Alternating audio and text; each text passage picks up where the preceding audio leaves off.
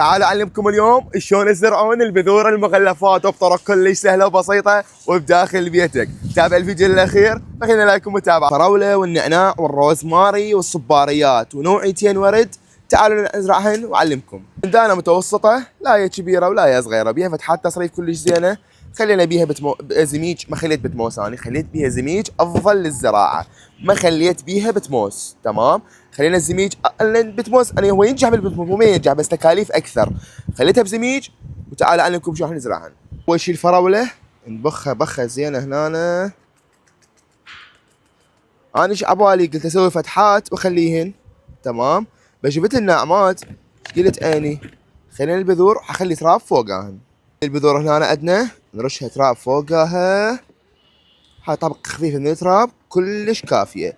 حنزرع ذني الباقيات على نفس الطريقه مال هذه ونرجع لكم بالفيديو. اكو طريقه لازم كلش مهمه نسويها بعد ما زرعنا البذور وغطيناهن بالتربه. هاي شغله اعتياديه كلنا نعرفها.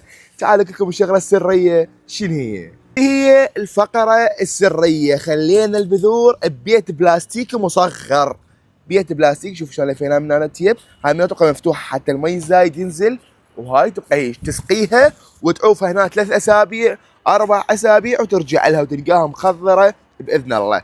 هذا البارت الاول، حسب لكم بارت ثاني ان شاء الله. هذه البذور زرعناها ان شاء الله 3 اسابيع وتخضر عندنا او اسبوعين، وخلينا ببيت بلاستيكي. حتى لو موسمها او مو موسمها ايضا راح تخضر عندك ان شاء الله. اجيبكم الفيديو، خلونا لايك ومتابعه. كان وياكم سجاد بلانت.